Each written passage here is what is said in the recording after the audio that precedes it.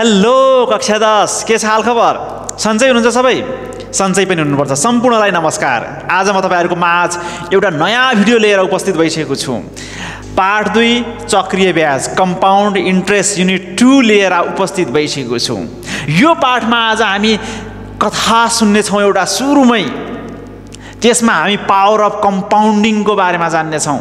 त्यसपछि चक्रीय ब्याज भनेको के हो, योसँग यहाँ प्रयोग हुने सामान्य किसिमका सिम्बलहरूको बारेमा, साधारण ब्याजसँग यसको सम्बन्ध के छ, के लाग्छ साधारण ब्याज, यसको छोरा नाति काका भतिजो के हो, अनि त्यसपछि चक्रीय ब्याजले कसरी काम गर्छ, कथाबाट पनि यो कुरा आउनेछ, जोडिनेछ। अनि त्यसैगरी यसमा आवश्यक पर्ने सूत्र र पुत्रहरूको बारेमा हामी छलफल गर्नेछौँ। ओके, यदि तपाईहरु च्यानलमा नयाँ हुनुहुन्छ भने च्यानललाई डट गरिदिनुस्, सब्स्क्राइब गरिदिनुस् र हाम्रो कथामा अगाडि बढ्नुस् है। Let's go. कथाबाट सुरु गरौँ। सुरुमा हामी कथाबाट सुरु गर्छौँ। यो धेरै समय पहिलेको एउटा कथा हो जहाँ कुनै एउटा देशमा त्यहाँको सम्राट र मन्त्री चेस खेलिरहेका रहेछन्, चेस खेल्दै रहेछन्। त्यति नै बखत एउटा जोगी आएछ अनि राजालाई सम्राटलाई भनेछ, हजुर केही दान गरी बक्सियोस्, यो जोगीलाई केही दिई बक्सियोस् भनेर। सम्राटले पुरै अहमता र घमण्डले भरिएको पारामा भनेछ, भन के चाहियो तँलाई, तेरो के कति माग्न आइस भनेछ घमण्डका साथ।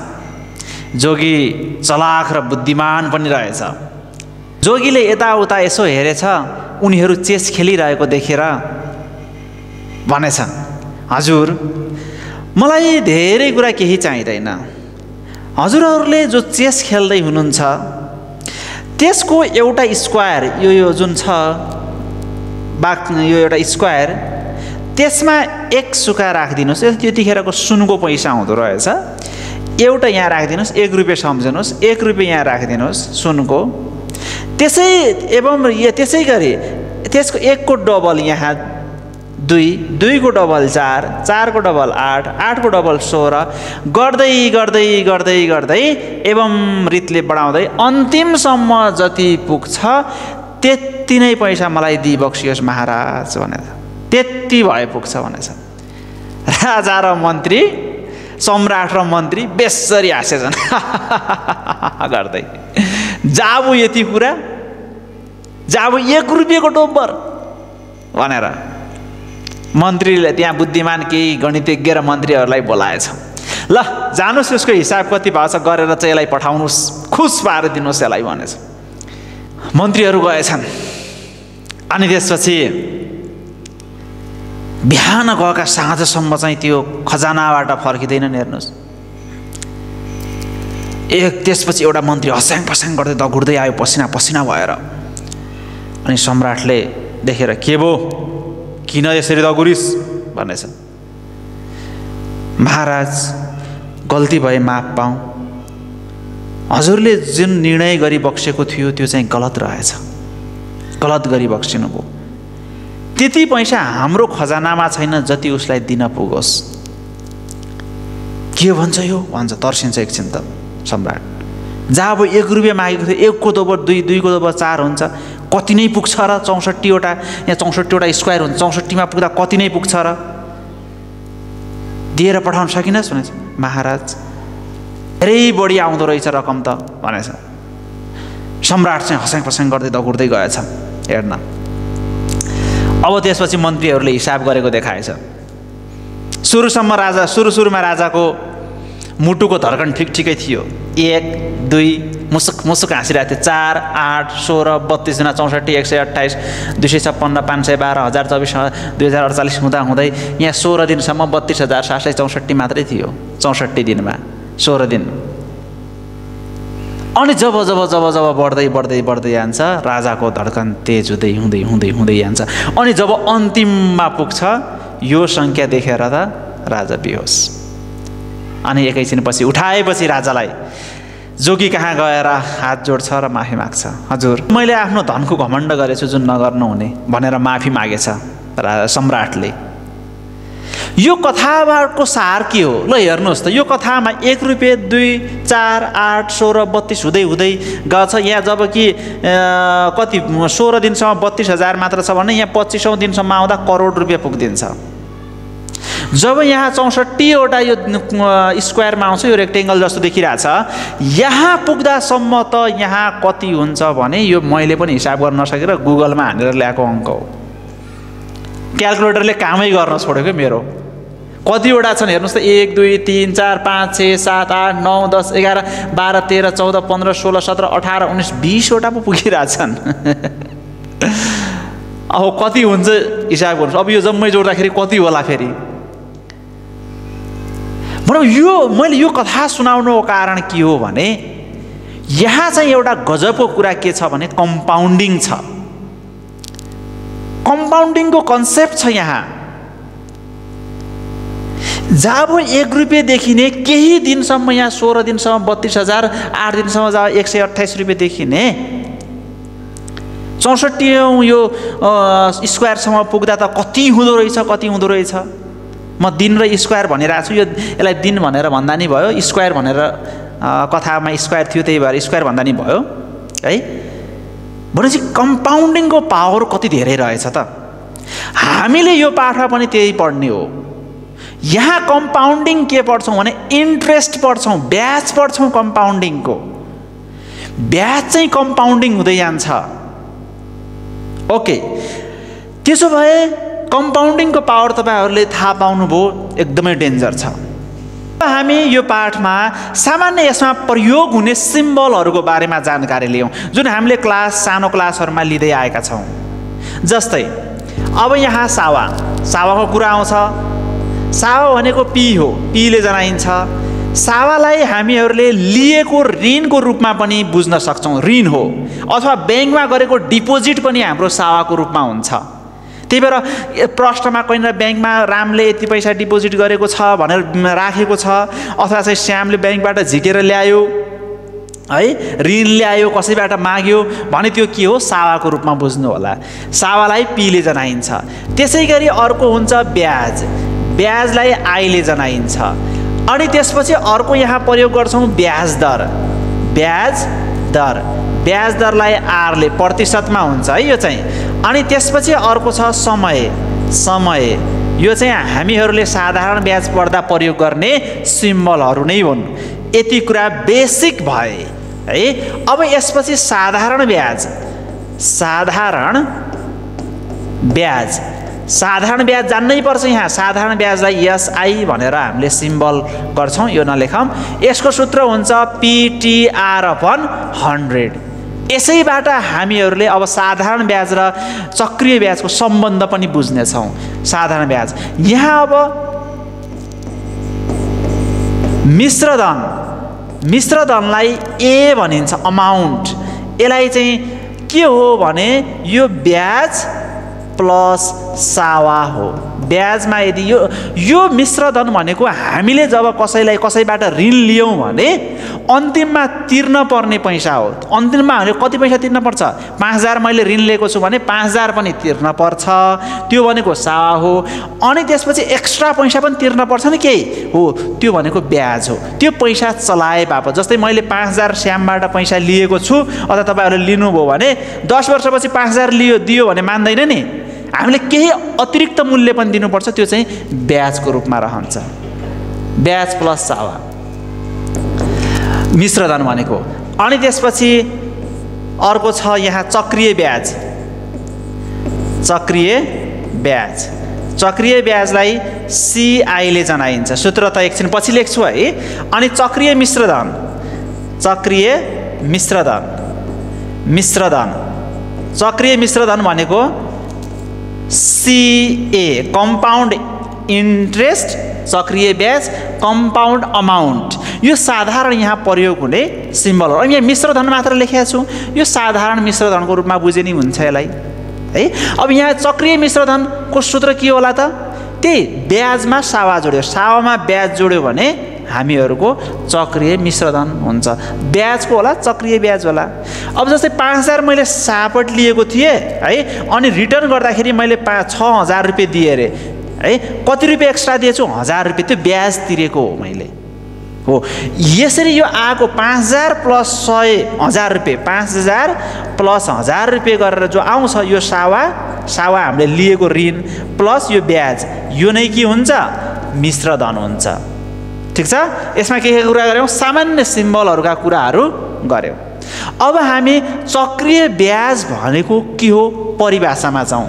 अनि यो एउटा कुरा चाहिँ यहाँ मैले लेखाएँ, यो सावालाई मूलधन पनि भन्ने गरिन्छ।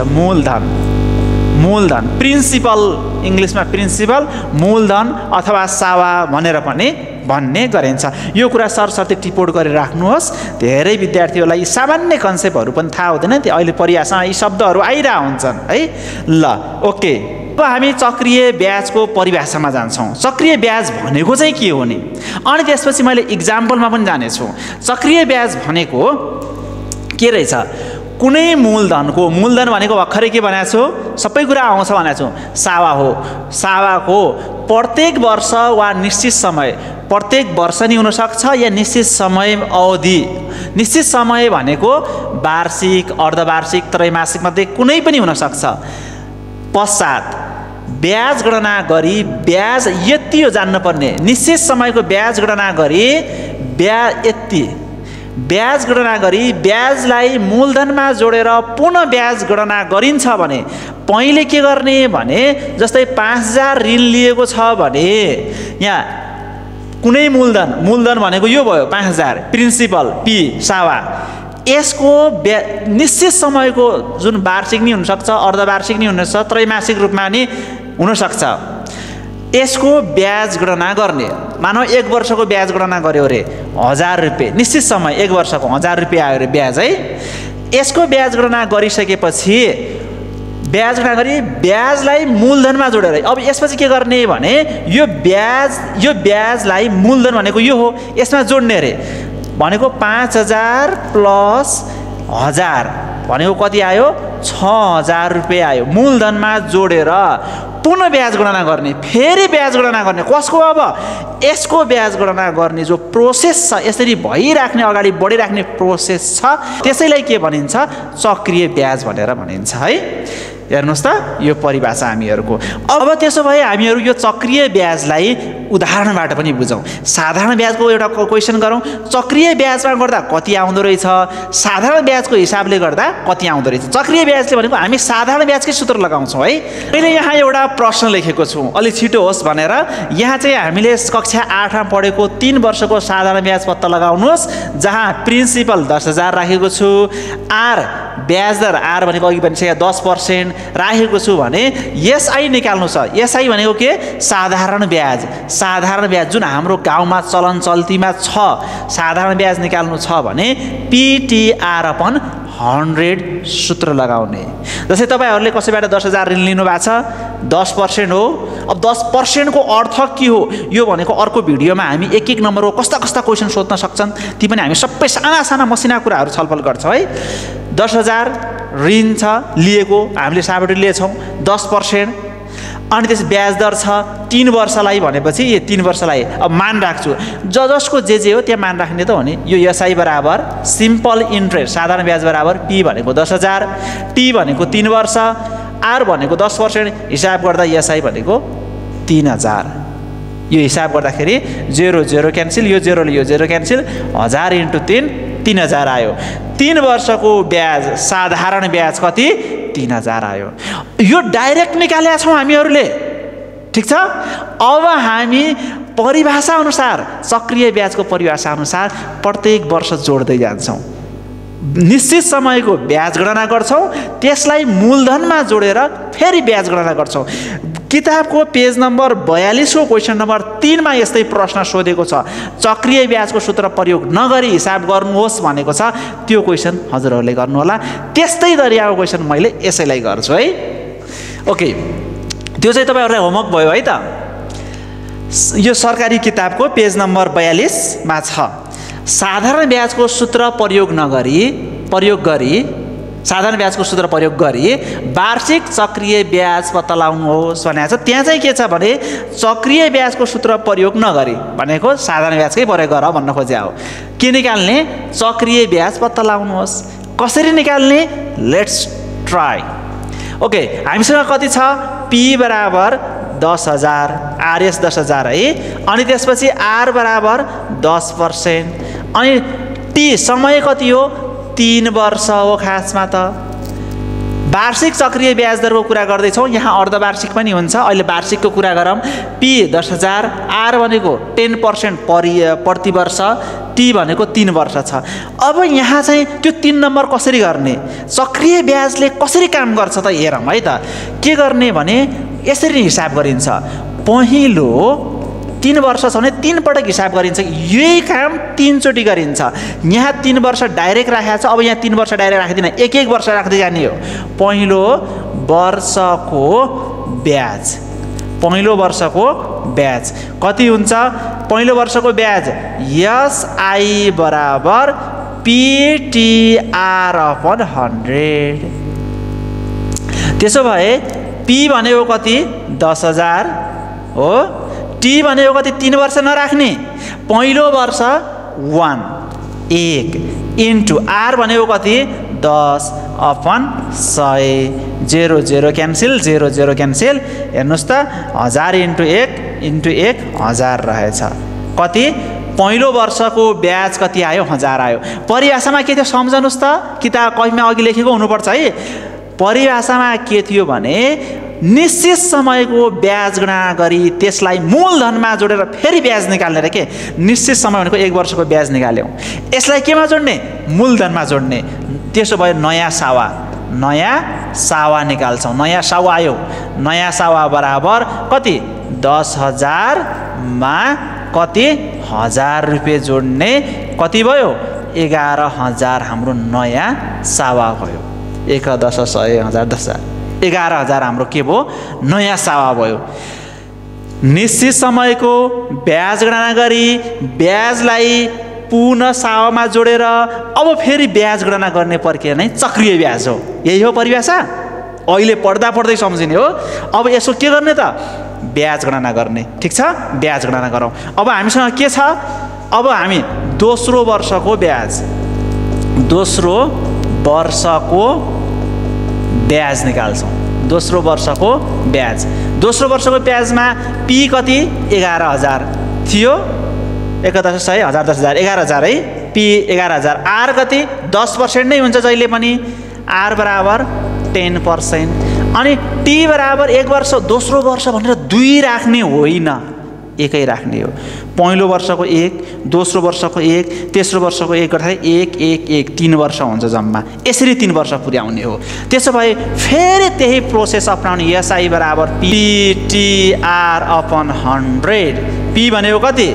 11,000 इन्टु टी भनेको 1 वर्ष, आर भनेको कति? 10/100। 0 0 क्यान्सिल, 0 0 क्यान्सिल। भनेको कति? 1100। 1 10 100 1100 इन्टु 1 1100।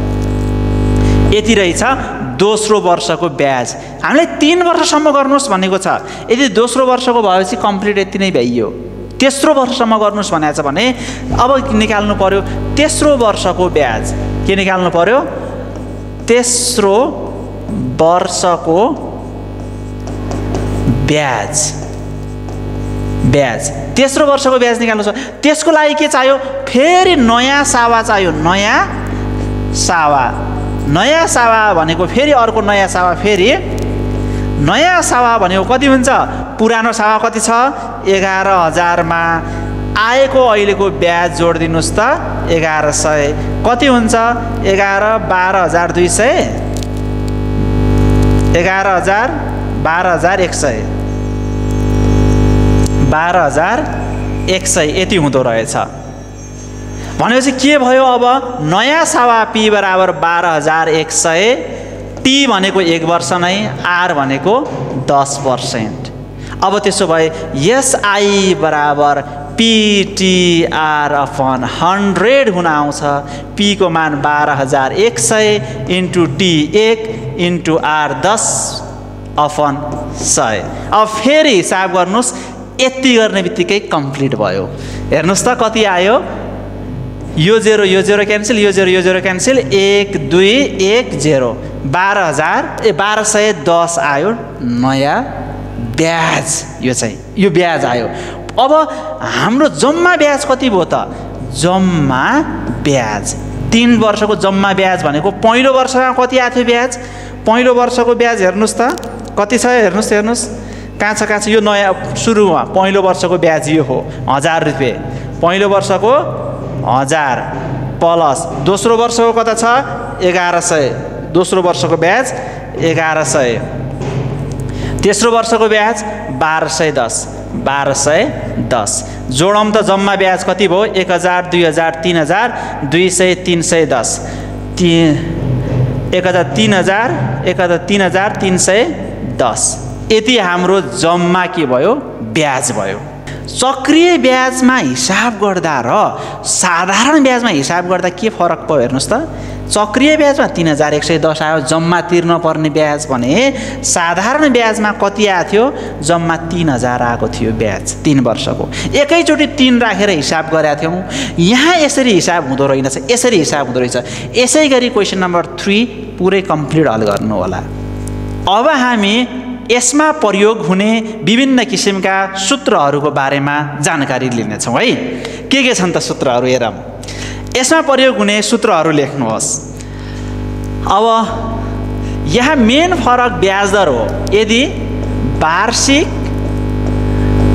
चक्रिय ब्याज दर भएमा, वार्षिक चक्रिय ब्याज दर भएन, यो कलर मेबी राम्रो नदेखिन सक्छ, ब्ल्याक नै लेखौँ। वार्षिक चक्रिय ब्याज दर भएमा त्यो ब्याज दर भन्ने जो छ वार्षिक रूपमा गणना गर्नुहोस् भन्यो भने CI भनेको के हो भनिसकेको छु है। चक्रिय ब्याज P × 1 + R/100 को पावर T - 1 हो। हेर्नुहोस् त गजबको फर्मुला छ, डेन्जर दामी फर्मुला छ।